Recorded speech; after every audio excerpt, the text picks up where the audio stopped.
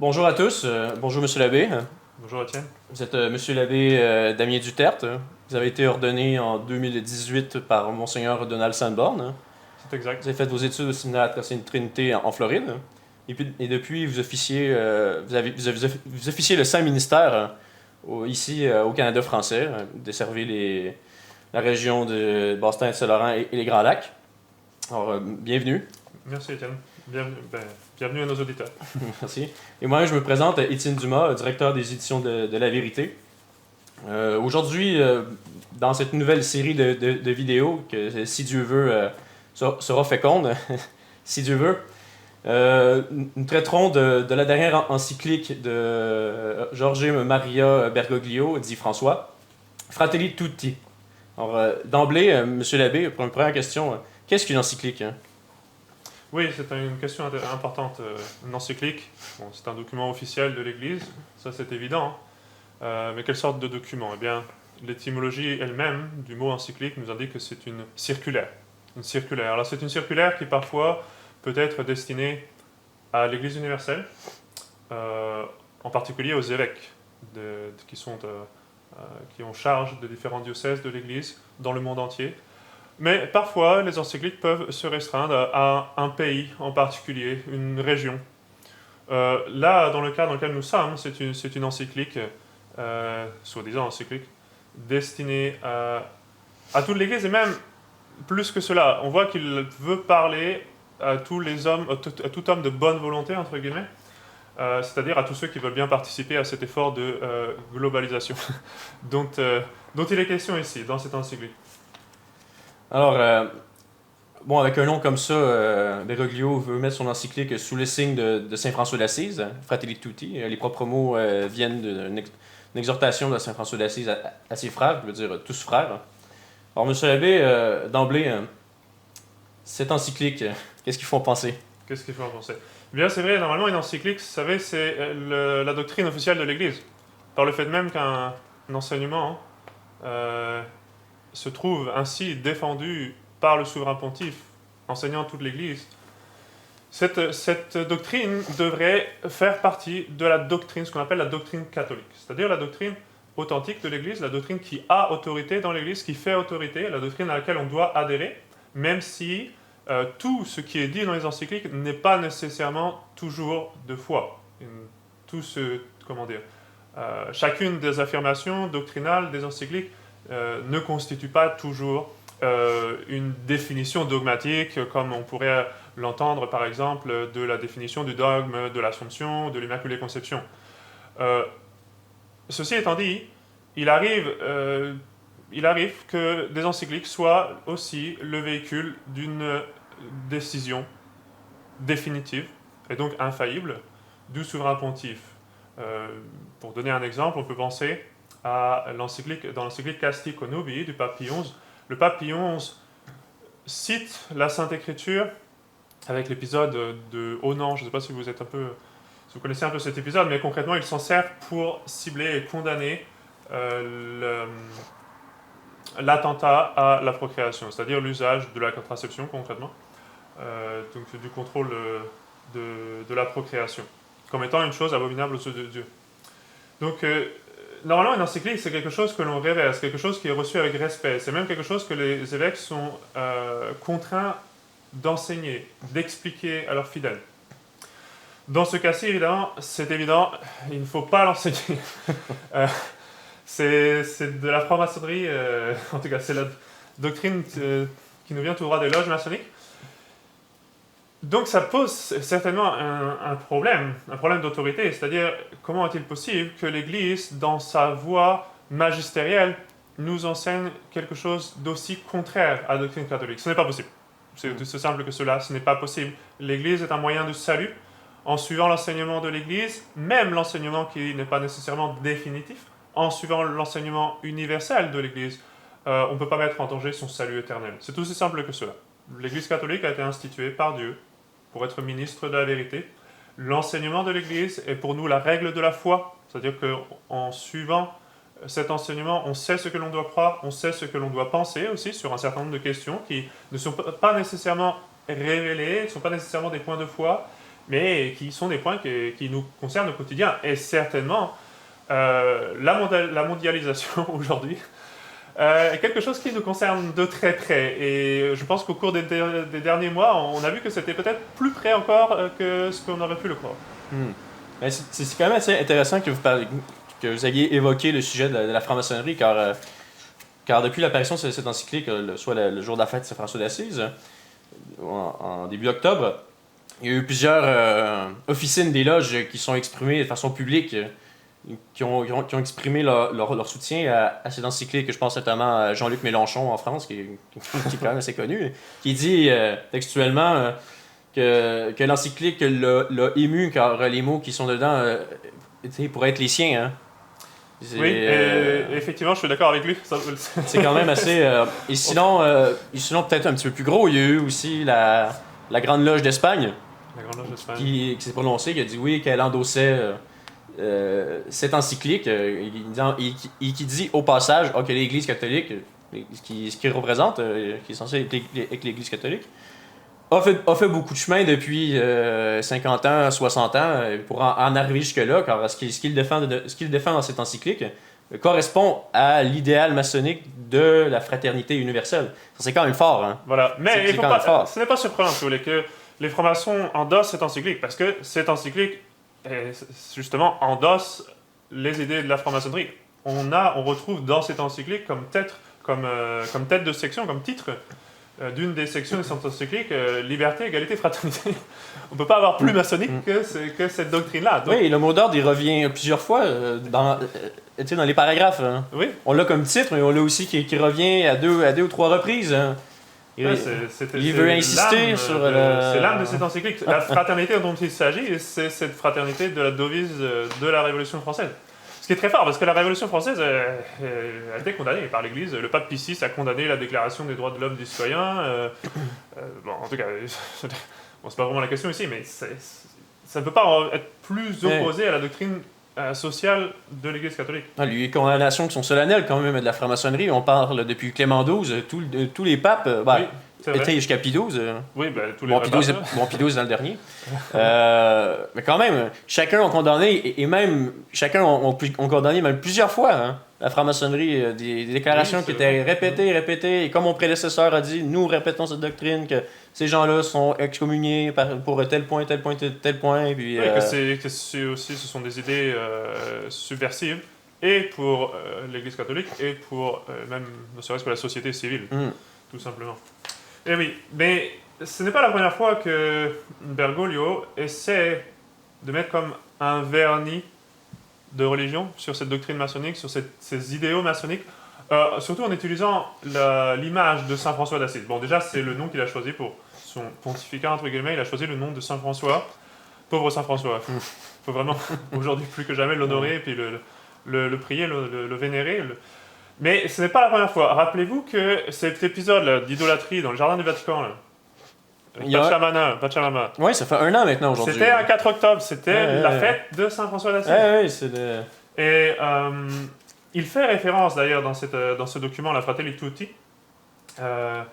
il fait référence à la rencontre que Saint François avait eue avec le sultan. Si vous vous rappelez, Saint François était allé en Égypte, à Damiette, pour rencontrer...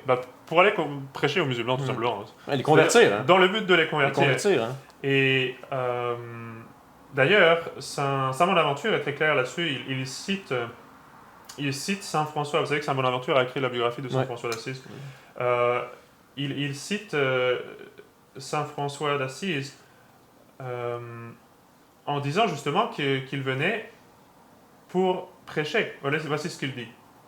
Le serviteur de Dieu répondit, donc Saint François d'Assise, qu'il avait été envoyé d'au-delà des mers, non par un homme, mais par le Dieu très haut, pour lui indiquer, à lui et à son peuple, la voie du salut, et leur annoncer l'évangile qui est la vérité.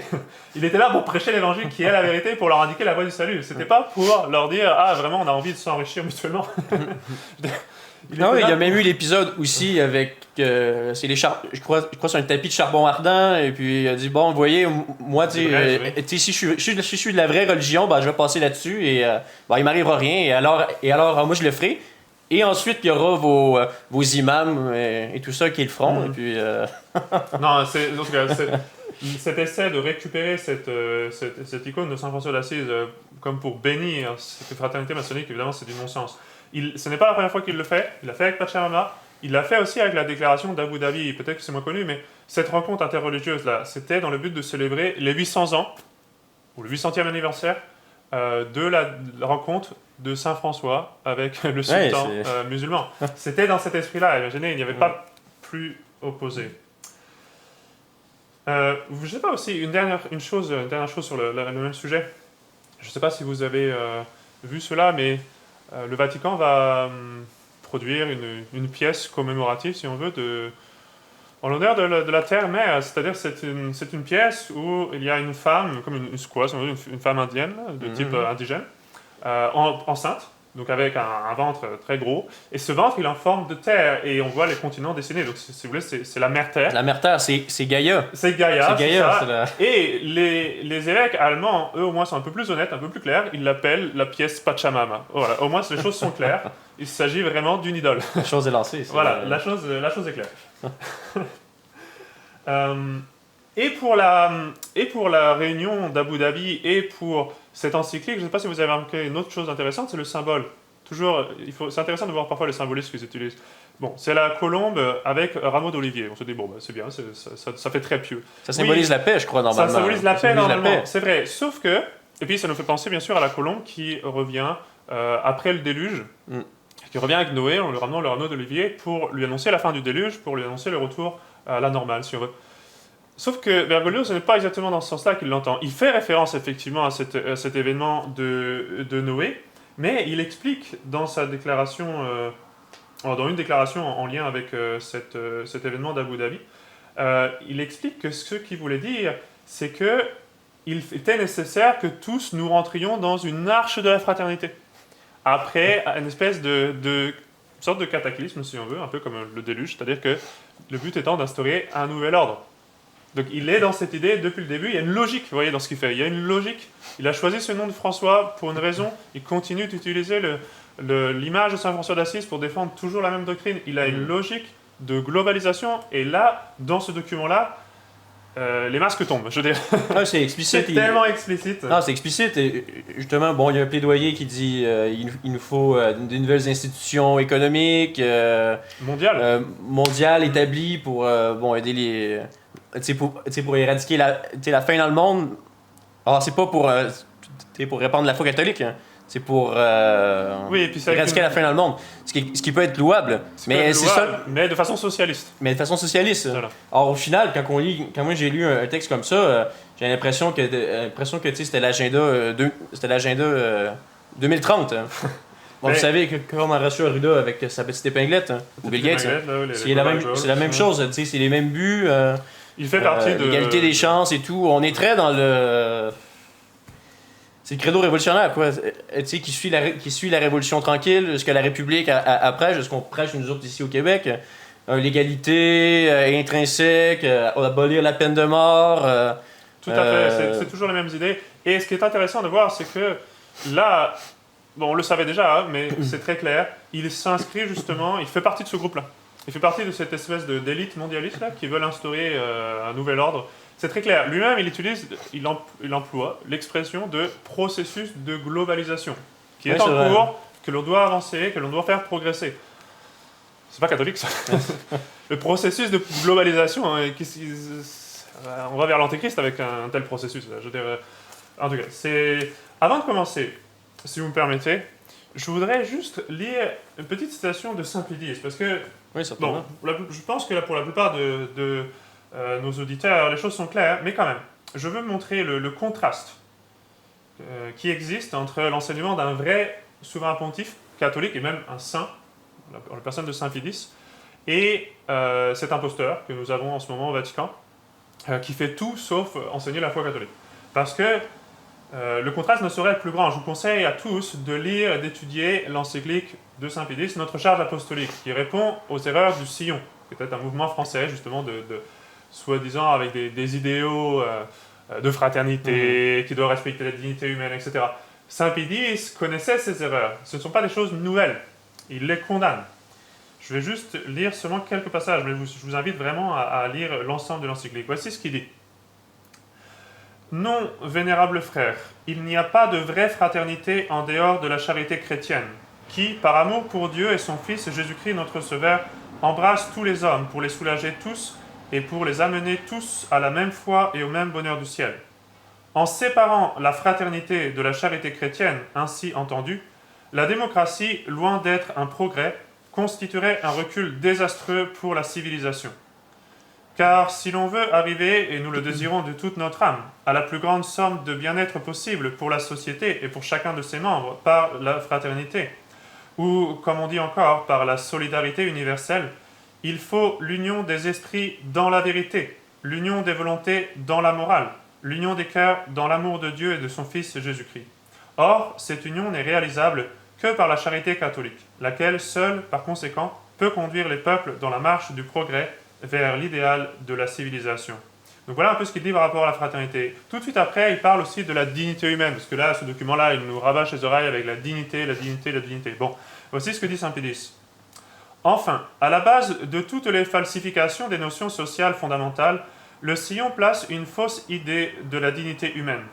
D'après lui, l'homme ne sera vraiment l'homme ne sera vraiment homme, digne de ce nom, que du jour où il aura acquis une conscience éclairée, forte, indépendante, autonome, pouvant se passer de maître, ne s'obéissant qu'à elle-même, et capable d'assumer et de porter sans forfaire les plus graves responsabilités. Voilà de ces grands mots avec lesquels on exalte le sentiment de l'orgueil humain, tel un rêve qui entraîne l'homme sans lumière, sans guide et sans secours, dans la voie de l'illusion, où en attendant le grand jour de la pleine conscience, il sera dévoré par l'erreur et les passions. Et ce grand jour, quand viendra-t-il ? À moins de changer la nature humaine, ce qui n'est pas au pouvoir du sillon, viendra-t-il jamais ? Est-ce que les saints qui ont porté la dignité humaine à son apogée avaient cette dignité-là ? Et il continue ainsi de suite. En tout cas, je vous conseille vraiment de lire cette encyclique, de la méditer, parce que c'est certainement une doctrine qui est aux antipodes de ce qui nous est proposé dans cette soi-disant encyclique de Bergoglio. Mais maintenant, si vous voulez, je pense qu'on peut commencer à parcourir un peu Oui, certainement. les points les plus saillants de cette encyclique. Alors, c'est quand même une encyclique qui est très longue. Là. Si on parle d'un pavé, si on compare avec d'autres encycliques, des encycliques de pape, le pape catholique, souvent, dans les plus longues, je pense mettons à Pascendi, qui était quand même une encyclique longue, qui faisait une quarantaine de pages, puis 30-40 pages, tout dépendamment de l'édition, la mienne 40. Qui était quand même une grosse encyclique. Généralement, on parle plus 15-20 pages. Oui, et parfois même ça peut être assez court. Par exemple, je pense à une encyclique très importante qui est la condamnation de l'œcuménisme par Pie XI, Mortale Humanimos. C'est assez court, ça va droit au but, c'est très clair, on comprend très vite. Et très souvent, c'était le cas. Les encycliques n'étaient pas nécessairement très longues parce que l'enseignement de l'Église catholique est clair. Puis après, c'est le travail des évêques, le travail des prêtres, de développer cet enseignement. Mais le souverain pontife peut souvent essayer de rester assez concis et clair. Précis. Dans cette encyclique, je rappelle qu'il y a 286 paragraphes. Hein? Oui, c'est vraiment énorme. 286 paragraphes, et c'est quand même très long, comme vous dites. Et puis, justement, on a l'impression que c'est du rabâchage, toujours des mêmes choses, la dignité humaine. Il y a à peu près pas ou quelques citations du magistère sur catholique. Hein. Surtout, il se cite beaucoup lui-même. Je ne sais pas si vous avez remarqué ça, mais il y a à peu près il y a plus de la moitié des citations qui sont de Bergoglio lui-même. Il aime beaucoup se citer. Ouais, c'est quand même quelque chose, les citations. Parce qu'on revoit souvent les citations du documentaire François, un homme de parole qui sur son prêche sur l'écologie. Il dit qu'il faut se convertir à l'écologie. Il revient beaucoup il y a beaucoup de citations de ce documentaire-là. Et dans les notes de bas de page, c'est quand même assez curieux, disons. J'ai parcouru les notes de bas de page. On voit, il y a quand même une qui est quand même pas mal, c'est Saint-Irénée de Lyon. Hein. Et je crois, la citation, Saint-Irénée de Lyon, le père de l'Église, dans son livre Contre les hérésies, hein, qui est un classique de la littérature catholique, la note de bas de page qui vient après, ou je crois deux notes de bas de page, deux notes de bas de page après, c'est le Talmud de Babylone. Donc là, on se dit, C'est quoi ça? C'est quoi ça? Ouais, c'est la fraternité, voilà. C'est la fraternité. On peut citer tout le monde. Et puis, d'ailleurs, à la fin, il donne un peu ses inspirations, non? Oui, Vous oui. avez ce passage-là. Oui, justement, il donne ses inspirations. Il dit évidemment, bon, il va répéter, je me suis inspiré de Saint-François, de la vision qu'il y a de Saint-François d'Assise, qui ont déclaré C'est inspiré beaucoup de lui-même aussi, on le sait. Oui. Ils ont déclaré Saint-François d'Assise le patron de l'œcuménisme, comme si c'était vrai. Mais il dit aussi, je me suis inspiré également d'autres frères qui sont pas catholiques. Martin Luther King, Desmond Tutu, Mahatma Mohandas Gandhi. Alors c'est quand même, il dit bon, et beaucoup d'autres encore. Je serais curieux de savoir c'est quels autres encore qui sont pas cités. Mais ouais, c'est ça. En tout cas, dès le début, le paragraphe 8, enfin vers le début, là, un peu plus loin, il nous parle tout de suite de la fraternité, un peu comment l'entendre. Bon, il y a cette notion d'être de tous frères, mais ce qui est intéressant, c'est qu'il ne nous réfère pas, dans cette fraternité, il ne nous réfère pas à Dieu. Hein, il nous dit les enfants de cette même terre. Donc on retrouve la pièce de monnaie dont on a parlé tout à l'heure, là, la mère terre, Gaïa, puis Pachamama. Et voici ce qu'il dit. Et rêvons en tant qu'une seule et même humanité, comme des voyageurs partageant la même chair humaine, comme des enfants de cette même terre. On s'attendrait à se dire, bon, ok, au moins les enfants du bon Dieu, ça serait. Bon, il y a vraiment quelque chose d'un peu catholique là. Non, les enfants de cette même terre, qui nous abritent tous, chacun avec la richesse de sa foi. Donc, les foi hérétiques, je suppose, ont une certaine richesse, là, bon, selon son enseignement, ou de ses convictions. Chacun avec sa propre voix, tous frères. Donc, c'est comme ça qu'il termine l'introduction. Justement, je crois qu'il donne la clé, bon, pour ceux qui ne sont pas initiés, disons, au modernisme et à ce charabia-là, hein, au paragraphe 217, fin du paragraphe 217, il dit il faut, il parle des jeunes, il dit il faut outiller nos enfants des armes du dialogue, enseignant le bon combat de la rencontre. En fait, ce qu'il veut dire en discutant avec ces gens-là, c'est que vous voyez, bon, on s'assoit ensemble, on discute, on apprend à se connaître. Vous représentez, vous, mettons, vous représentez la tradition catholique. Moi, on va dire que je représenterai l'islam. Et puis, on s'assoit ensemble, on va discuter, on s'enrichit mutuellement. Votre tradition est riche, la mienne aussi. On va essayer de voir ce qu'on peut avoir de commun. On va faire une déclaration commune, comme qu'il l'a fait à Abu Dhabi avec... avec l'imam. Oui, surtout. Bon, là, si vous voulez partir là-dessus, là, c'est surtout à la fin, quand il dit que personne ne peut prétendre avoir la vérité, quoi. Là, c'est bon. Oui, c'est assez... Là, on tombe des nues, quoi. Bon, c'est au paragraphe 221. Il y a vraiment tout, ils sont contraires dans cette encyclique. Personne ne pourra détenir toute la vérité. Ah bon, on se demande pourquoi la Sainte Église catholique a été instituée, du coup. Puis bon, surtout le rôle du souverain pontife dans l'histoire. Hein. Personne ne pourra détenir toute la vérité, ni satisfaire la totalité de ses désirs. Parce que cette prétention conduirait à vouloir détruire l'autre en niant ses droits. C'est-à-dire que prétendre que vous avez la vérité et que c'est la vraie vérité, c'est-à-dire la seule vérité objective, c'est nier les droits des autres. Nier les droits à l'erreur, ce qui est vrai. La vérité exclut l'erreur. Après, il continue. La recherche d'une fausse tolérance doit céder le pas au réalisme dialogant de la part de ceux qui croient devoir être fidèles à leurs principes, mais qui reconnaissent que l'autre aussi a le droit d'essayer d'être fidèle aux siens. Ce qu'il entend par cette fausse tolérance, c'est la seule tolérance finalement qui est permise par l'Église, c'est-à-dire il est permis parfois de tolérer l'erreur. C'est-à-dire de tolérer qu'il y ait des gens qui soient dans l'erreur et ne pas nécessairement aller les poursuivre avec la hache à la main. Ok, d'accord. Les contraindre, mettons, comme dans le cas d'un État. Hein. On ne peut pas nécessairement le contraindre à ce qu'ils se convertissent, parce que il faut que la vérité soit embrassée de façon libre. C'est vrai, l'homme fonctionne de cette façon-là, qu'il faut que l'adhésion se fasse de façon volontaire. Il n'empêche que... Il n'y a pas de droit à l'erreur. Non. Ça n'existe pas un droit à l'erreur. C'est une absurdité même dans les termes. Un droit à l'erreur, on n'a pas le droit de faire le mal, on n'a pas le droit d'enseigner l'erreur. Le mal est dans l'ordre moral, ce que l'erreur dans l'ordre spéculatif. Donc il ne peut pas y avoir de droit à l'erreur comme il n'y a pas de droit de tuer votre voisine. C'est la même chose, c'est aussi absurde. Ou de droit d'enseigner par exemple, ou mettons que quelqu'un ouvrait, imaginez, si le gouvernement permettait à n'importe qui d'ouvrir des cabinets de médecins, et puis disant que vous auriez le droit de commencer à professer alors que vous n'avez absolument aucune formation. C'est absurde, vous n'avez aucun droit. Vous n'avez pas été accrédité, vous n'avez pas reçu de formation, vous ne pouvez pas pratiquer la médecine. C'est aussi simple que cela. Eh bien, l'erreur n'a pas de droit non plus.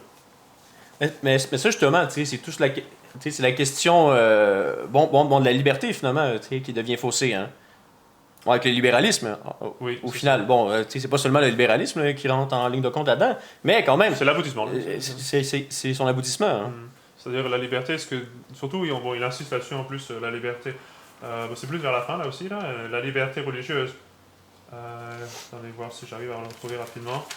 Il dit à un moment donné, évidemment, il reprend l'enseignement du Concile de Vatican II. Oui. Il dit chaque personne a le droit, selon sa conscience, de professer la religion, peu importe son appartenance de race, de sexe ou ces choses-là. Hein. Il y a un droit, c'est ce qu'il dit, au paragraphe 279. Il y a un droit fondamental qui ne doit pas être oublié sur le chemin de la fraternité et de la paix. C'est la liberté religieuse pour les croyants de toutes les religions. Liberté religieuse qui a été condamnée par l'Église à de maintes reprises, que Grégoire XVI appelait liberté de perdition. C'est-à-dire que vous n'avez pas la liberté d'embrasser l'erreur ou la liberté d'embrasser une fausse religion, comme vous n'êtes pas libre d'aller dans le fossé. C'est-à-dire que oui, vous avez une certaine liberté physique. Vous pouvez, si vous voulez, quand vous conduisez, aller vous planter dans le fossé. Oui, physiquement vous pouvez. Est-ce que c'est une bonne idée? Non, certainement pas. Après ça, il continue. Et là, il dit quelque chose vraiment même de blasphématoire. Au paragraphe 281. Dieu ne regarde pas avec les yeux, Dieu regarde avec le cœur. Et l'amour de Dieu est le même pour chaque personne. C'est complètement faux. Il aime la Sainte Vierge bien plus que nous autres. Et il aime les âmes en état de grâce, évidemment, d'une façon qui n'est même pas comparable à l'amour qu'il peut avoir pour les pécheurs, dans la mesure où ils peuvent se convertir. Donc il dit l'amour de Dieu est le même pour chaque personne, quelle que soit sa religion. Et si elle est athée, c'est le même amour.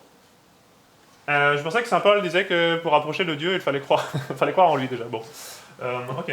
Au dernier jour, et quand il y aura la lumière suffisante, dit-il, sur la terre, pour voir les choses telles qu'elles sont, il y aura des surprises. Oui, au jour du jugement, cher Monsieur Bergoglio, il y aura des surprises. Ça, je suis bien d'accord. Peut-être plus pour vous que pour d'autres. En tout cas, c'était complètement absurde.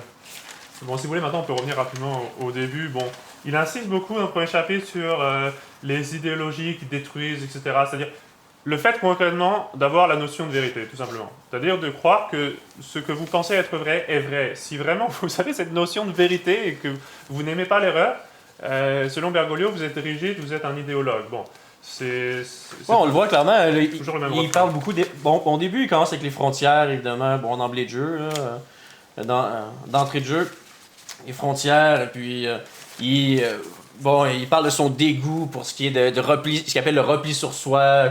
Le populisme, vouloir, le nationalisme et ces choses-là, il exècre, mais vraiment. D'ailleurs, si vous avez remarqué, autour de l'État du Vatican, c'est les frontières les plus hautes que j'ai jamais vues là, mais en tout cas. Est-ce que vous avez déjà été à Rome? Non, malheureusement, j'ai jamais été, mais. C'est des murs, mais ça se compte, en tout cas, ça se compte en dizaines de mètres, quoi. Puis d'une hauteur incroyable. Bon, en tout cas, c'est les murs fortifiés du Vatican. Hein. Voilà une belle frontière. Belle frontière insurmontable. Bon, mais il insiste beaucoup sur le fait d'accueillir les migrants, il insiste beaucoup sur le fait de se remettre en question. Il est dans cette idée que la crise que nous vivons actuellement au niveau politique, la crise du coronavirus, donc est une crise plutôt politique bien sûr que réellement médicale, on va dire, on s'entend. Il dit que cette crise... elle donne le lieu à repenser l'état des choses. Bon, l'ONU avait fait la même chose, parlant de portail vers l'avenir, etc. Le but étant de changer la façon dont les choses fonctionnent, d'instaurer, d'accélérer ce processus de globalisation. C'est ce qu'on appelle notamment, sur Internet, dans un anglicisme, le grand reset. Oui, c'est la grande remise à zéro. Hein. Que certains veulent amener, oui. Puisqu'on parle de cette question de globalisation, de processus de globalisation qui, selon Bergoglio, est nécessaire, mais qui nous est imposé concrètement et que nous ne voulons pas. Ce qui est comique, c'est qu'à un moment donné, il parle des cultures indigènes en disant qu'il ne faut pas y toucher, qu'il faut les respecter et qu'il ne faut pas imposer notre propre culture. Voici ce qu'il dit au paragraphe 220. L'intolérance et le mépris envers les cultures populaires indigènes est une véritable forme de violence, propre aux élites dénuées de bonté, qui vivent en jugeant les autres. Et est-ce qu'on ne pourrait pas appliquer, ce même verset à notre propre culture, à nos pays tels qu'ils sont? Pourquoi est-ce qu'une élite, justement, nous impose quelque chose qu'on ne veut pas? Pour ce processus de globalisation, on n'en veut pas. Alors on nous demande de respecter les cultures des autres, etc. On nous détruit notre culture. Et c'est assez intéressant parce que c'est là qu'on voit que finalement, bon, la rencontre de toutes les erreurs, on pourrait dire quasiment, tu sais, les goûts collecteurs de toutes les erreurs, pour le reformuler de façon catholique, c'est vraiment ça. Il peut nous dire, tu sais, d'un côté, bon, il faut respecter ces gens-là, tu sais, avec leur culture, puis il faut faire un travail d'introspection sur nous. En même temps, tu sais, ce qu'on entend, surtout de ces jours au Québec, on parle de racisme systémique et ces choses-là, qui est au final, bon, c'est le nouveau péché originel, tu sais, de l'homme blanc, hein, qui est intrinsèquement raciste. Bon, je sais pas si vous avez déjà entendu certains idéologues aux États-Unis, c'est exactement ce qu'ils prêchent. Oui, Il faut que la civilisation fasse un travail d'introspection pour qu'elle change, accueillir ces gens-là. Il y a un racisme institutionnel et tout. C'est une excuse en plus. Ben oui, justement. Donc, c'est une excuse parce qu'il y a même des Américains d'origine africaine qui se sentent très bien et qui le disent eux-mêmes, il n'y a pas de racisme. Je veux dire, ils ont l'opportunité de... Bon, il peut y avoir évidemment qu'il y a des gens qui sont racistes, peut-être des individus, mais les institutions ne sont pas racistes, loin de là, depuis le temps qu'on a changé les choses, depuis le temps qu'on nous enseigne, depuis notre plus tendre enfance, de ne pas être raciste. Je pense que... évidemment, mais en tout cas, c'est une dialectique qui est là pour diviser les gens afin de mieux les manipuler. C'est très contradictoire, alors que, tu sais, autrefois, on nous disait, bon, moi j'ai fait l'école publique, et on nous disait, on nous martelait, les races n'existent pas, les races n'existent pas, les races n'existent pas. Maintenant, à chaque semaine, à chaque jour, on entend parler de race. C'est très, tu sais, bon, c'est quoi qu'il faut croire, là, maintenant, là, tu sais, Ah, les gars, ils sont pas à une absurdité près. C'est absurde. Mais en tous les cas, une autre... en allant un peu plus loin, maintenant, bon, au chapitre 2, ici, le Talmud de Babylone, ça, vous l'avez déjà noté. Au chapitre 3, il insiste sur le fait de ne pas imposer nos croyances aux autres. Mais le problème, c'est que, qu'est-ce qu'il fait, quoi? Bon, c'est-à-dire que ces libéraux, là, idéologues, là, qui veulent nous imposer leur façon de voir les choses, justement, soi-disant sans dogme, hein? Cette liberté universelle, cette fraternité devient un dogme. Et d'ailleurs, la devise originelle de la Révolution française, c'était oui, liberté, égalité, fraternité. Il ne faut pas oublier la deuxième partie, ou la mort. Ou la mort. Et là, on retrouve ce point-là, c'est-à-dire, il faut être gentil, il faut accepter toutes les erreurs, et si vous n'acceptez pas qu'il faut accepter l'erreur... alors, on va mourir asphyxié. C'est justement, c'est le même discours de gaucho, prof de sociologie, ce que vous voulez, les cultures, les gens, des traditions qui se replient sur eux-mêmes, et ils finissent asphyxiés, puis ils meurent. On a vu ce qu'a donné Vatican II en parlant d'asphyxie, hein. En tous les cas, voici ce qu'il dit au paragraphe 118. Le monde existe pour tous, car nous tous, en tant qu'êtres humains, nous naissons sur cette terre avec la même dignité. Les différences de couleur, de religion, de capacité, de lieu de naissance, de lieu de résidence et tant d'autres différences ne peuvent pas être priorisées ou utilisées pour justifier les privilèges de certains sur les droits de tous. C'est complètement absurde, je veux dire. Moi, étant français, évidemment, je suis obligé de faire des démarches administratives pour pouvoir résider au Canada. Et c'est normal. Je ne vais pas me présenter à la frontière, dites, moi je m'auto-identifie comme Canadien, s'il vous plaît, donnez-moi un passeport canadien. Non, je veux la résidence, j'ai jamais habité ici, je veux la résidence, même plus, je veux la citoyenneté. Hein. Voilà. Alors ça, c'est tout un truc. Aujourd'hui, on parle de citoyenneté. Le concept est dévoyé si on le compare avec l'Antiquité grecque. Ou même à Rome, que le mot citoyen était quand même quelque chose de respectable. Oui, bon, en tout cas, maintenant, ça reste quelque chose de purement administratif. C'était difficile à acquérir. Oui, mais c'est normal bon, si vous êtes dans votre pays, c'est votre pays, vous avez des privilèges dans votre pays que les étrangers n'ont pas. C'est le droit naturel. Et c'est le droit de tous les pays. Ce qu'il dit ici, c'est complètement absurde.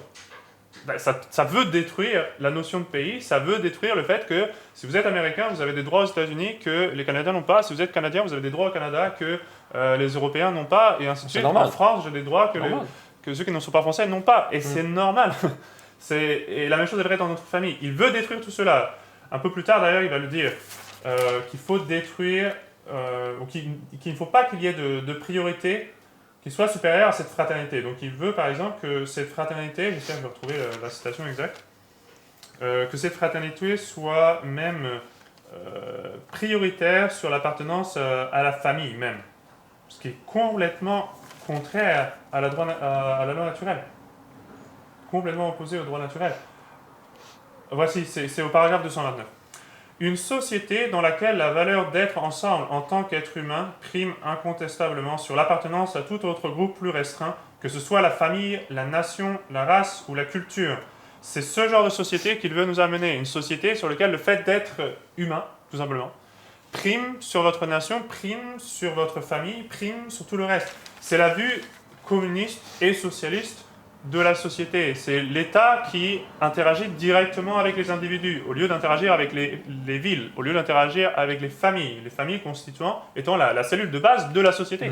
Ils détruisent tout cet ordre-là. Bon, de toute façon, ils ont détruit la famille, donc bon, c'est sûr qu'il ne reste plus rien sur lequel construire, oui, ça, on peut l'admettre. Mais c'est antinaturel. C'est antinaturel. Et c'est absurde. On a encore quelques restes de bon sens, parce que, voilà, si vous êtes Canadien, vous avez des droits au Canada, de moins en moins, là, par rapport aux autres, mais disons, mais vous êtes censé avoir des droits que les étrangers n'ont pas. Et c'est absolument naturel, c'est normal. Il y a un ordre de charité, il y a un ordre, il y a une hiérarchie. On n'est pas égaux, dans le sens où, moi je ne suis pas Canadien, c'est comme ça. Oui. Et ce n'est pas une injustice. C'est comme ça, ce n'est pas une injustice. Mais ça, c'est important, parce que Bergoglio, il enseigne n'importe quoi sur cette question-là. Bon, après ça, il enseigne qu'il faut absolument qu'il y ait des relations internationales, qu'il faut une institution supranationale pour régler tous les conflits. Donc il dit au paragraphe 138, « Nous avons besoin d'un ordre juridique, politique et économique mondial. » Bon, ça va, on ne peut pas être plus clair. « Susceptible d'accroître et d'orienter la collaboration internationale vers le développement solidaire de tous les peuples. » Et on a vu jusqu'à présent toutes les tentatives, en plus, être des échecs, concrètement. Surtout, on le voit avec l'ONU, qui concrètement n'arrive à rien résoudre. Je dirais, dès qu'il y a un pays, parce que les pays qui font la guerre ou qui prennent des territoires aux autres, de toute façon, ils sont membres de l'ONU. Puis pour que l'ONU puisse agir, il faut que tout le monde soit d'accord. Bon, ce pays-là, il n'est pas d'accord. La Russie, par exemple, qui envahit l'Ukraine ou je sais pas quoi, il n'est pas d'accord. Et qu'est-ce qui se passe? L'ONU ne peut plus rien faire. Bon. Alors, concrètement, ça ne sert à rien, déjà. Et on voit, non seulement que ça ne sert à rien, mais que c'est même nocif. Parce que toutes les réglementations actuelles, c'est complètement absurde. Surtout, on le voit avec l'OMS. Toutes les directives pour la pandémie, qui se sont révélées absolument absurdes. Puis maintenant, d'ailleurs, ils ont fait demi-tour. Je ne sais pas si vous savez. Maintenant, le confinement, maintenant, ça devient nocif. Oui, ça serait...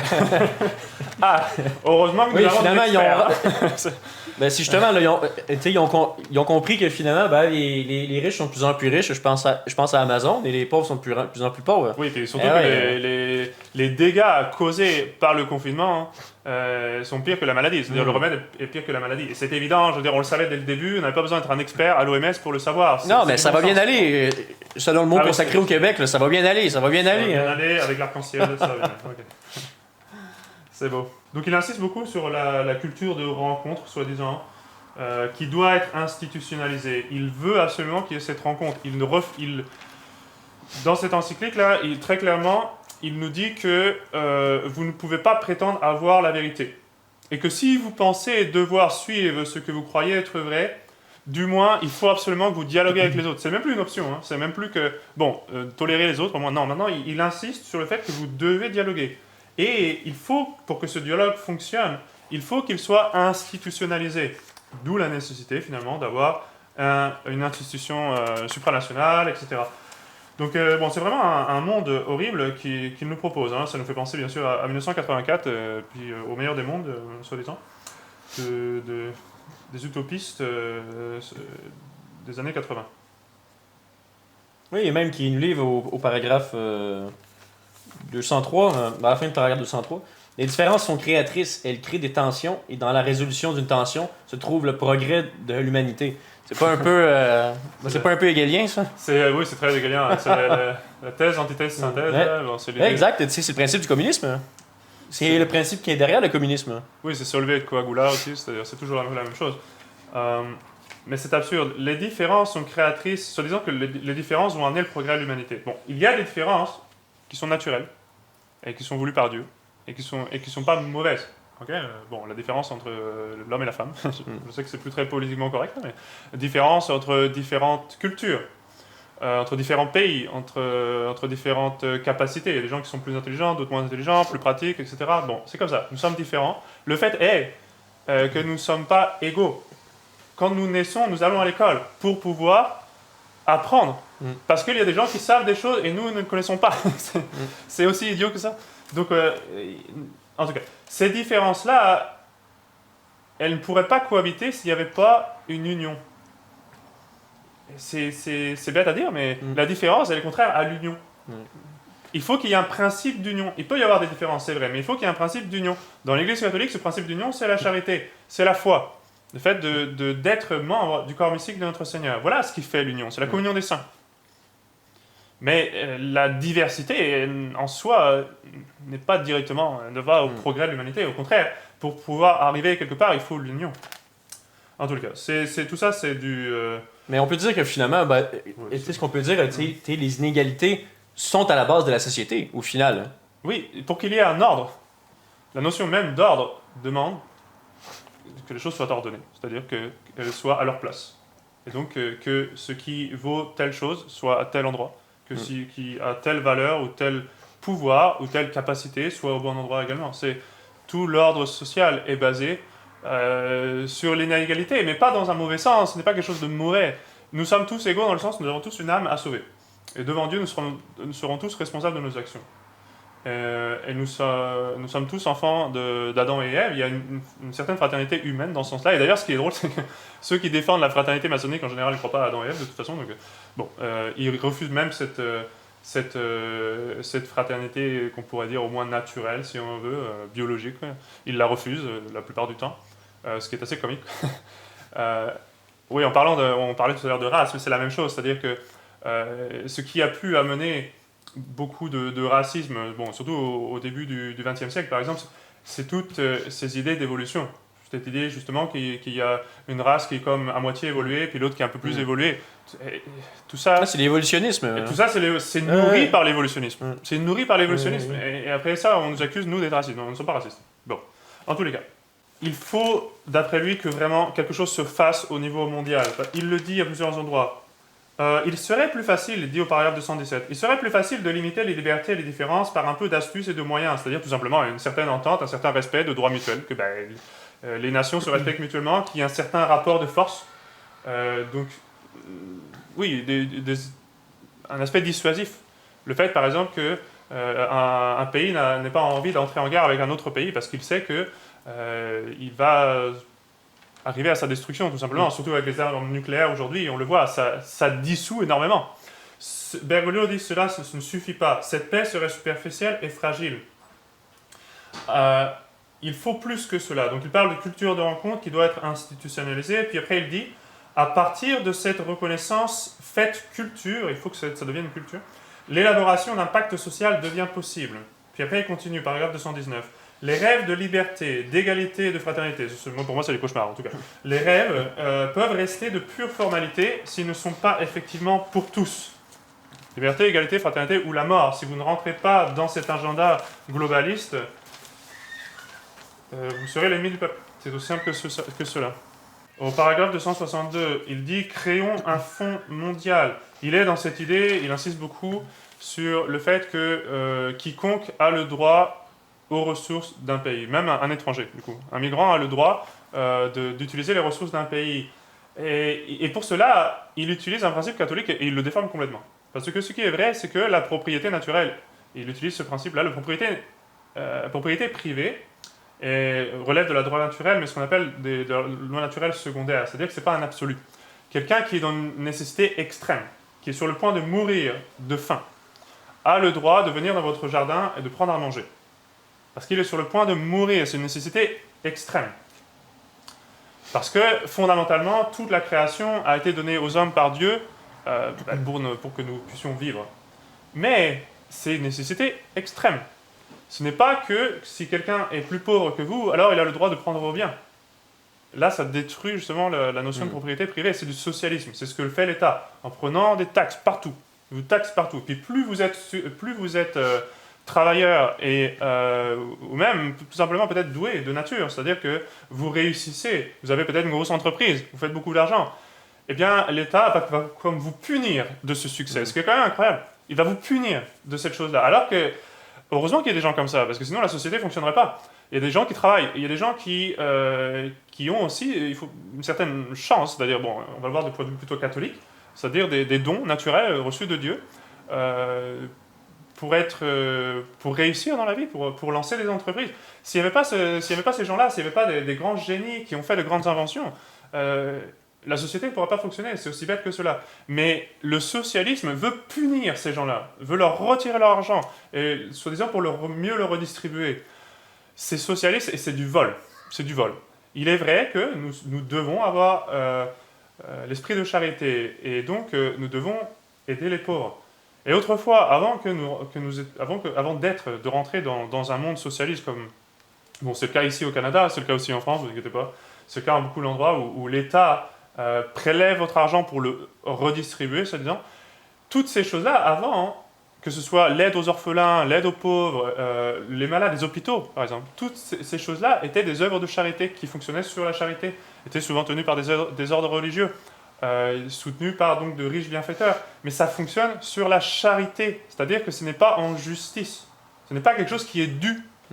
Vous n'avez pas un devoir de toujours avoir le même salaire que votre voisin. Si vous travaillez plus longtemps, ou mieux, peut-être, il est naturel et il est juste que vous gagnez plus. C'est aussi simple que cela. C'est la loi naturelle. Donc tout cela, il le détruit, mais il le détruit non pas seulement au niveau, disons, entre individus, entre personnes, il le détruit même au niveau international, parmi les États. Donc il dit que les nations doivent absolument accueillir tous les migrants, leur donner toute leur richesse, etc. Parce que, soi-disant, les migrants ont le même droit, parce que concrètement, c'est à ça que ça revient, les migrants ont les mêmes droits que les citoyens d'un pays, ce qui est contre la morale naturelle, tout simplement. Moi, mon impression, quand j'ai lu ce texte, j'avais pas l'impression, comme j'ai précédemment mentionné, j'ai pas eu l'impression de lire un texte écrit par un catholique ou quelqu'un qui se revendique, là, et encore moins écrit par le vicaire du Christ, terme qui, de toute façon, lui-même ne veut plus être appelé vicaire du Christ. Ce qui est quand même le comble, parce que vicaire du Christ, c'est pas seulement un nom, c'est pas seulement un titre, si vous voulez, c'est sa fonction. Je veux dire, entre pape et vicaire du Christ, c'est plus précis. Ça décrit ce qu'il devrait être. Le fait qu'il refuse ce nom, ça montre qu'il ne veut pas être le vicaire du Christ. S'il ne veut pas être le vicaire du Christ, il ne l'est pas. C'est aussi simple que cela. Je veux dire, si vous ne voulez pas être vicaire du Christ, vous ne l'êtes pas, c'est tout. Donc lui-même rend les choses assez claires. Par cet enseignement, on le voit bien. Et ça, c'est quelque chose d'important. Peut-être que je vais finir avec ce point-là. Couper les ponts avec cet individu-là. Couper les ponts. On n'est plus là même avec quelqu'un qui n'est pas juste doctrinalement. On n'est plus avec quelqu'un qui a quelques hérésies. Là, on est avec quelqu'un qui pousse un agenda anti-chrétien. C'est à ce point-là où on est rendu là. Qui pousse même un agenda qui, logiquement, devrait amener au règne de l'Antéchrist. C'est au point où on en est. Donc il est vraiment important que les catholiques réalisent les choses, qu'ils arrêtent de rester en communion avec cet individu-là, qu'ils se séparent de lui. Cet homme-là, c'est pas seulement que, bon, il est gentil, mais il se trompe un peu, là. Non, il est en train de détruire l'Église. Et de façon méthodique. On a vu que c'était un plan, sur plusieurs années, là. Il fait partie de ce processus de globalisation. Et il le dit, il le défend, il l'enseigne. Il faut arrêter de considérer cet homme-là comme la règle de foi. C'est absurde. Il faut arrêter de considérer cet homme-là comme le vicaire du Christ. Hein? Donc, notre Seigneur avait dit « Qui vous écoute, m'écoute ». Et le pape Pie XII a répété cela. Il a répété les paroles de notre Seigneur. Il a dit « Ça s'applique au magistère de l'Église, ça s'applique en particulier au souverain pontife. Qui vous écoute, m'écoute ». Est-ce que, en écoutant l'enseignement de Bergoglio, est-ce qu'on entend la voix de notre Seigneur? Évidemment, non. Évidemment, non. On entend la voix des loges. Ah oui, on entend la voix de l'Antéchrist, on entend la voix du démon. Ça, on entend les voix des profs de sociologie au cégep et puis de toute cette frange de... En tout cas. Donc, il faut vraiment que les catholiques reconnaissent la voix de notre Seigneur. Donc, dans la parabole du bon pasteur, on a cette image des brebis qui reconnaissent la voix du pasteur. Est-ce que vous reconnaissez la voix de notre Seigneur en écoutant cet enseignement? Si vous ne reconnaissez pas cette voix-là, alors courez. Vous avez affaire à un mercenaire, vous avez affaire à un loup même, déguisé en pasteur. Mais c'est un loup qui est là pour détruire les brebis, il ne s'en cache plus. Il a installé la guillotine. C'est comme s'il avait installé l'abattoir tout près et puis qu'il indiquait la marche à suivre. Là, on est rendu à ce point-là. Il faut vraiment que les catholiques se réveillent et qu'ils arrêtent de le considérer comme pape, qu'ils arrêtent de le considérer, même d'être en communion avec lui à la messe. Quand on est en communion avec lui à la messe, on reconnaît que c'est lui le pape déjà, et que c'est lui qui nous permet de dire la messe, hein, parce que c'est ça que ça veut dire, unacum, là, c'est concrètement la délégation, parce que la messe doit évidemment se faire sous la motion de l'autorité ecclésiastique. Et ça, c'est au canon de la messe, je crois, que le prêtre il mentionne ces mots. Donc au nom de la messe, c'est qui est ça. le moment justement. le plus sacré de la lettre Sainte Messe. Ça. Exactement. On mentionne, dès le début du canon, on mentionne le pape et l'évêque diocésain. Pas nécessairement votre évêque à vous, si vous êtes en voyage. C'est l'évêque du diocèse. Pourquoi? Parce que c'est le pape et l'évêque qui vous permettent de dire la messe. Vous êtes délégué, le prêtre est délégué pour dire la messe. Il est délégué par le pape, par l'évêque. Si vous mettez le nom de Bergoglio à cet endroit du canon, si vous mettez le nom de l'évêque diocésain du coin qui est habillé en clown et qui est en train de détruire l'église, si vous mettez ces noms-là, vous êtes en train de dire que c'est eux qui vous délèguent, que c'est eux qui vous permettent de dire la messe. Bon, déjà, la plupart du temps, c'est faux. C'est odieux devant Dieu. Donc il faut vraiment que les catholiques se réveillent, qu'ils arrêtent cette espèce de compromis avec cet agenda, qui n'est plus un agenda seulement erroné, qui n'est plus seulement un agenda hérétique. Là, on est rendu à un agenda de globalisation mondialiste qui doit amener à l'Antéchrist.